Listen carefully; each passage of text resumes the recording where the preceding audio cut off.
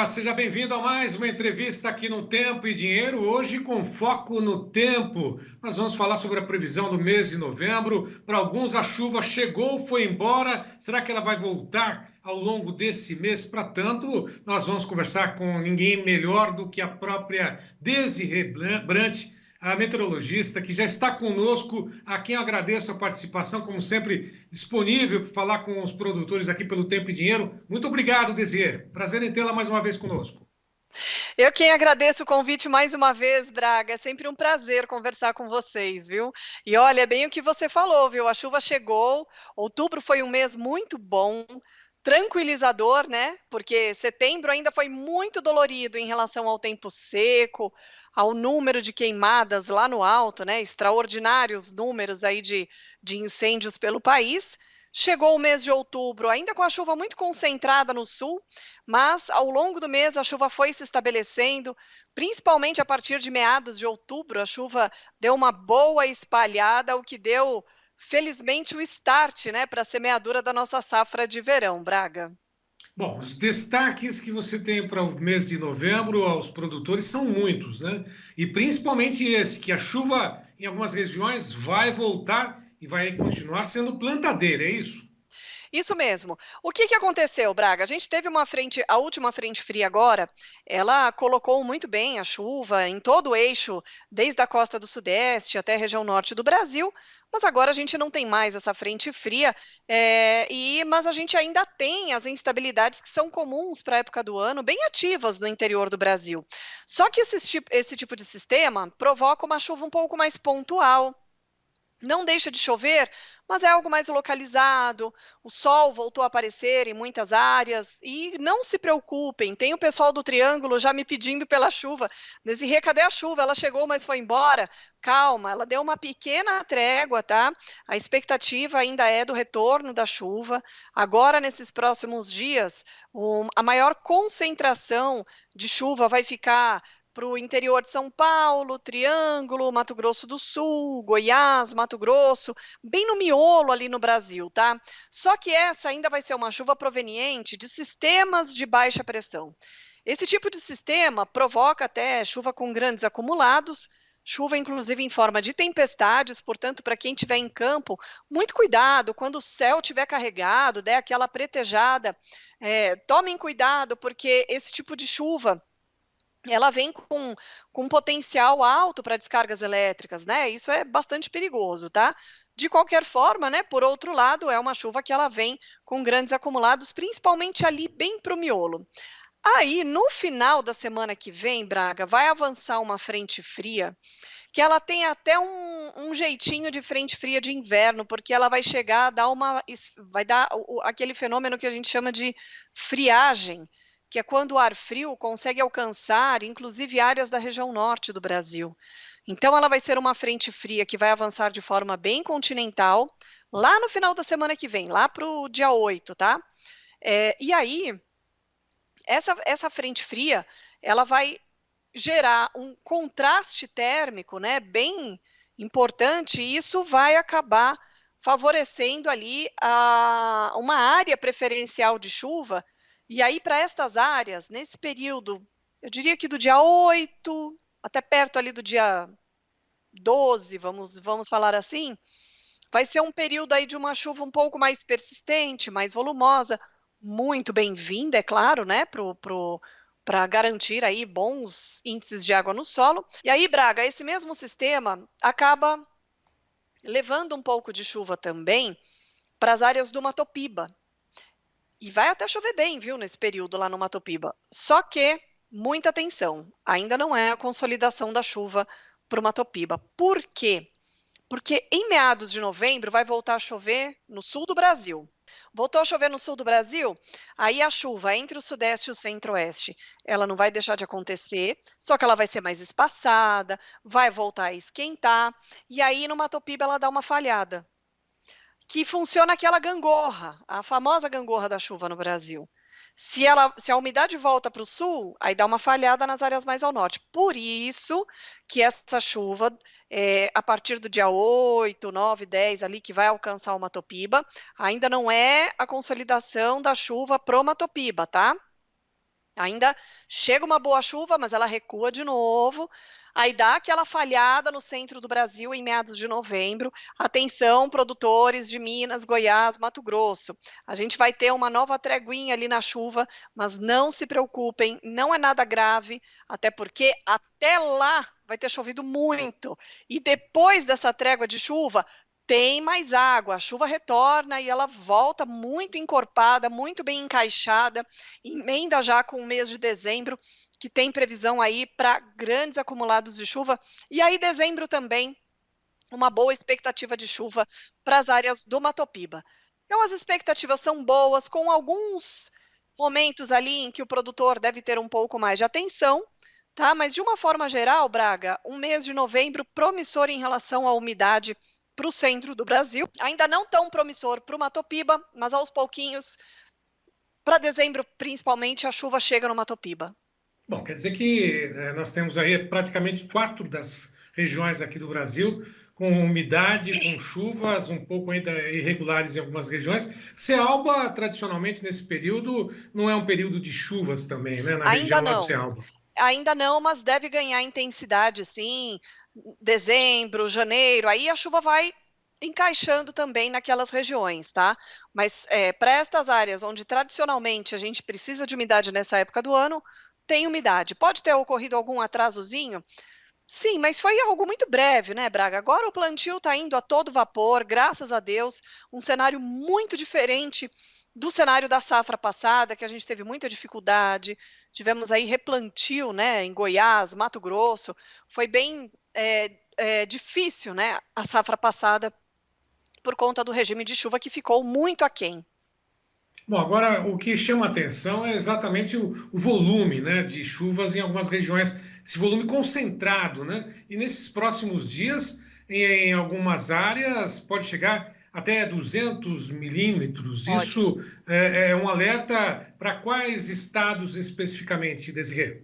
Olha, por exemplo, Braga, áreas entre, do dia 2 agora até o dia 8, tá? Esses próximos dias.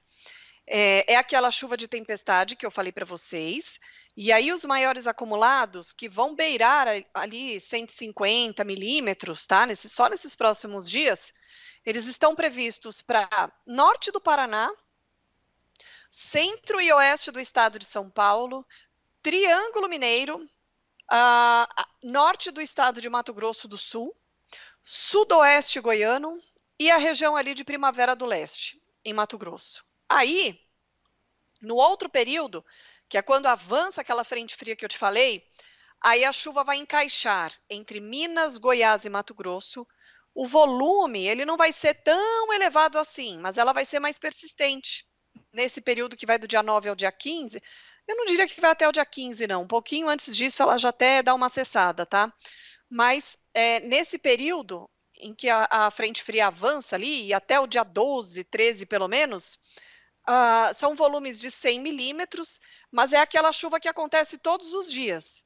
E aí, isso pode dar uma atrapalhada ali nos trabalhos em campo. Mas como eu falei para você, Braga, lá para o dia 13, 14, a chuva volta para o sul. E aí, ela dá uma breve trégua no centro do Brasil. Não vai secar de uma vez entre o sudeste e o centro-oeste. Vai dar uma rareada. Chove aqui, não chove ali, esquenta. Mas logo em seguida, a chuva estará de volta e ela vem encorpada ali. Depois do dia 20, ela volta a ganhar intensidade em toda essa área preferencial que vai do sudeste à região norte e gradualmente evoluindo também para as áreas do Mato Piba. Bom, você chamou atenção para essa frente fria que literalmente vai derrubar as temperaturas do Brasil praticamente todo, né? É um fenômeno normal para essa época. A primavera geralmente é uma época de transição, mas essa expectativa de temperaturas mais amenas, até mesmo um pouco de frio, já era esperado ou não, Desirê? É claro que não é incomum, né? Como você bem falou, a primavera é uma estação de transição. Então, é uma estação que ainda traz alguns episódios com cara de inverno, né? E conforme vai chegando perto do verão, ela vai ficando com a cara do verão. Então, não é incomum ter o avanço dessas frentes frias mais continentais e que possam trazer até esse ar mais frio. Não tem risco de geada, é bom que eu deixe isso bem reforçado aqui, mas a temperatura vai cair um pouquinho mais, especialmente no centro e sul do Brasil, com o avanço desse sistema.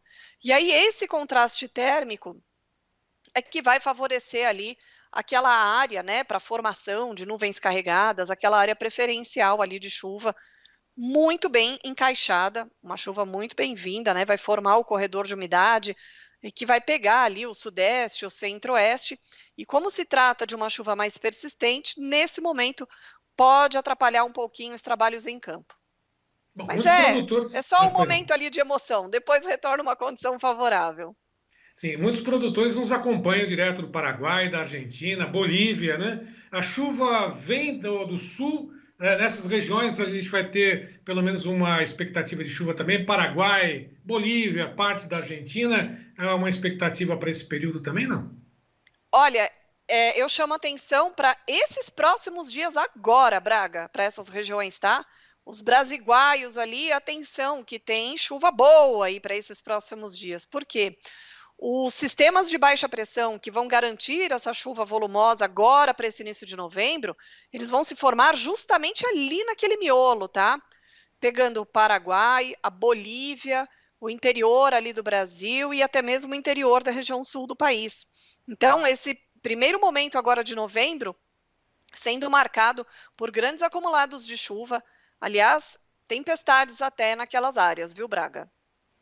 Puxa vida, um alerta muito grande aqui, feito pela Desirê Brandt para essas regiões, para esses países aqui vizinhos. Agora, Desirê, uma condição totalmente diferente daquela que nós tivemos no mesmo período do ano passado, né?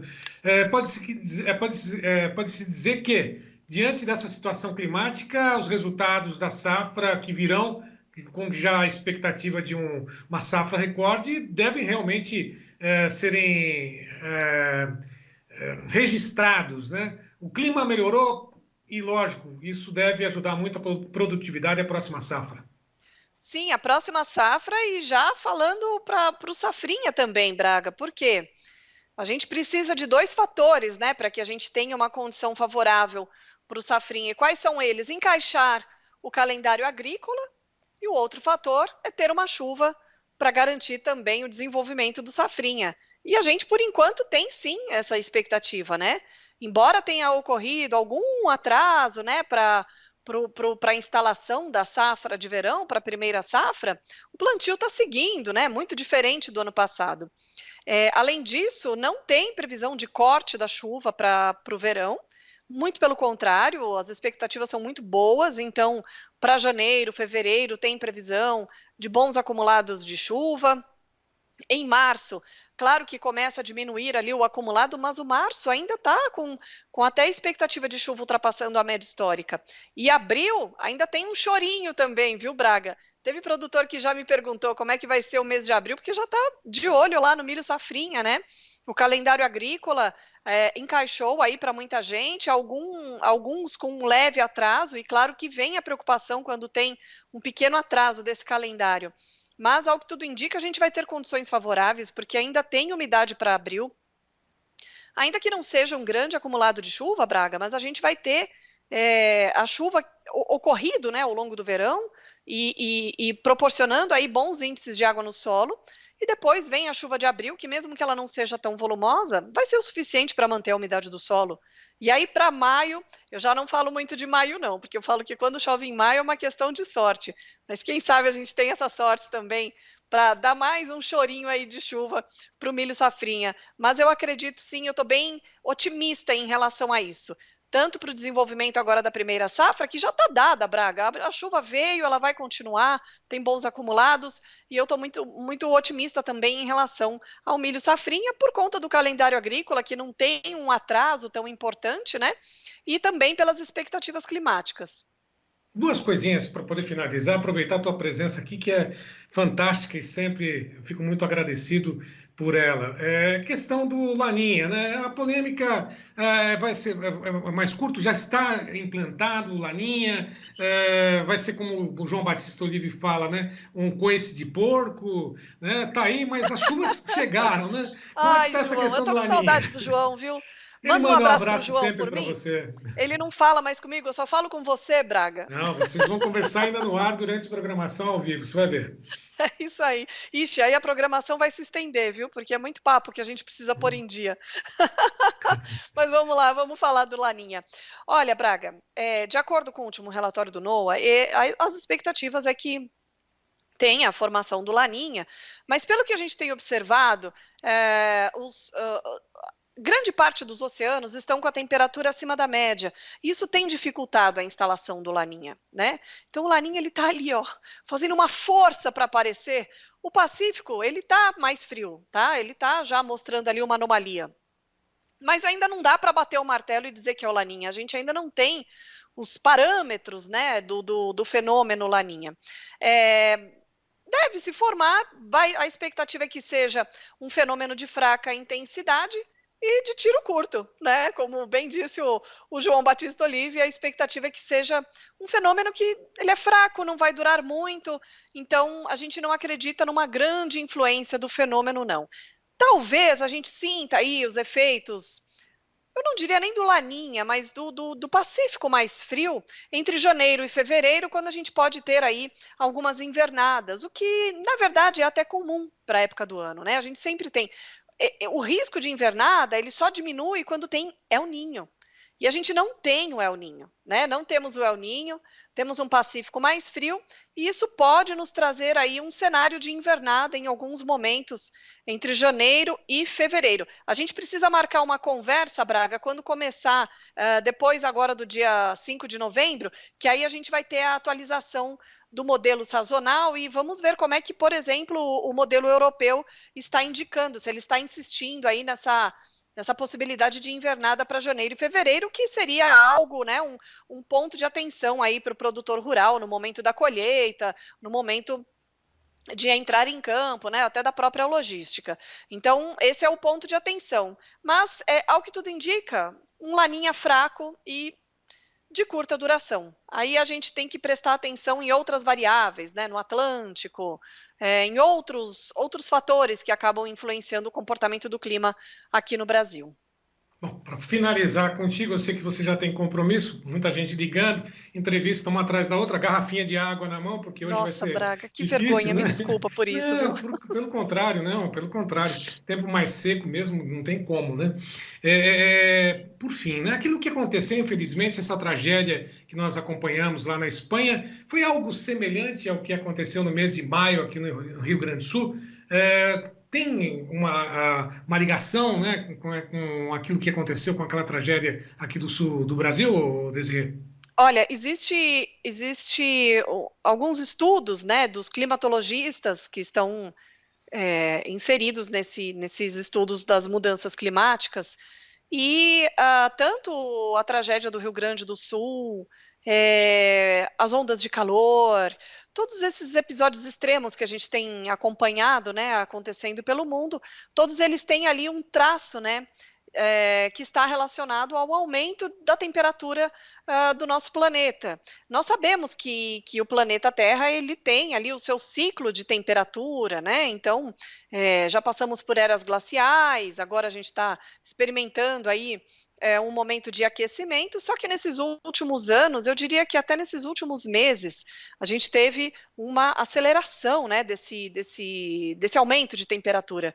E isso tem trazido aí as consequências que a gente tem observado, né? Como foi o caso do Rio Grande do Sul e também agora, infelizmente, o que aconteceu na Espanha.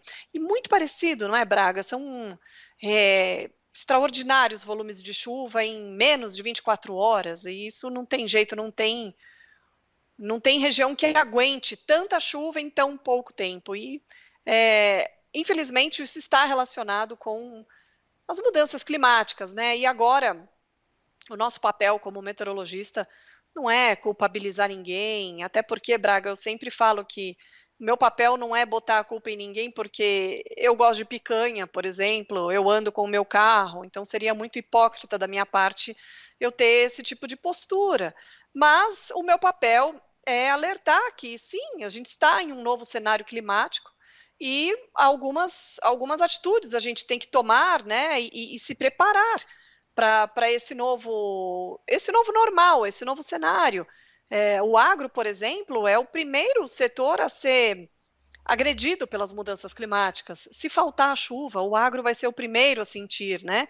O agro precisa da chuva, o agro precisa também dos momentos ali de tempo mais firme para a realização da colheita. Tudo que é extremo, né, acaba atrapalhando. Então, é claro que a gente se preocupa muito e meu papel está em alertar e, quem sabe, até ajudá-los em uma... Vamos supor que as coisas comecem a modificar muito, quem sabe mudar a data do calendário agrícola para tentar fugir desses eventos extremos, enfim, tudo isso é uma questão de estudar, né, da gente ver como é que as coisas vão se comportar daqui para frente, como é que o agro vai enfrentar todas essas consequências do clima. E não pode ser acusado apenas de ser o responsável por toda essa Não. situação, né? Porque tem muitos que apontam o agro como responsável pelas mudanças climáticas, né? Seria muito a pretensão, né, de achar que o ser humano, até mesmo o próprio agro, seria totalmente responsável por essas mudanças, né, Desirê? Acho que Nós isso tem que estamos ser... falando dos produtores de alimentos, né, Braga? Então é muito delicado a gente falar dessa forma. É verdade, verdade. Agora, Desirê, uma curiosidade para poder encerrar. Você há muitos anos, a gente se conhece, trabalha juntos e você faz essa prestação de serviço essencial, né, que está todo mundo hoje ligado na previsão do tempo. E hoje você trabalha com a Notus, né? E chama atenção, inclusive, o que vem a ser Notus? Qual é o significado da palavra Notus? Meteorologia, tudo bem, Notus. O que significa? Notus significa Deus do Vento Sul. Na verdade, Noto é o nome do Deus do Vento Sul. E aí nós estamos dentro de um grupo, né, de outras empresas que também, todas elas têm um nome grego, né? A Timos Energia, um nome grego. E Notus, o nome Noto é um nome grego do Deus do Vento Sul. Tá certo. Então, vários deuses, né, do Vento Sul aí unidos para poder fazer esse tipo de prestação de serviço. Notus. É isso aí. Desirê Brant, foi um prazer. Muito obrigado pela tua participação. Como você mesmo disse, depois do dia 5, um pouco mais para frente, a gente volta a conversar, falar sobre as invernadas. Mas te agradeço imensamente. Bom final de semana para você. Curta a família, corra bastante. A Desirê Brant, para quem não sabe, ela corre com as informações, a previsão do tempo, mas ela é uma atleta também. Qual a média aí de final de semana? 30 quilômetros ou não, Desirê? Não, amanhã é pouquinho, amanhã são 12. Amanhã 12 quilômetros no Ibirapuera, para curtir um pouquinho. Tá certo. Maratonista em todos os sentidos. Desirê Brant, muito obrigado. Até a próxima. Eu quem agradeço, muito obrigada, Braga, foi um prazer novamente falar com você. Manda um beijo para o João Batista, fala que ele está em dívida comigo, que ele não falou mais comigo, hein? Falo sim, tá atento, já está recebendo recado, sem dúvida nenhuma. Um abraço para você, até Um mais. abraço para todos vocês, até a próxima. Obrigado. Bom, e a todos que estiveram conosco mais uma vez, e sempre a gente lembra que nossas mídias sociais estão aí. Vá lá, curta, comente, compartilhe, se inscreva e faça parte do clube de assinantes do Tempo e Dinheiro, do T&D. Cadê o João Batista Olive fazendo aquele convite, como sempre? Está lá teclando, né? No 19 99813 2915. Avisa os amigos que a gente tem aqui o principal clube, né, das principais informações, um clube seleto de produtores bem informados. A todos que estiveram conosco mais uma vez, meu muito obrigado e até uma próxima.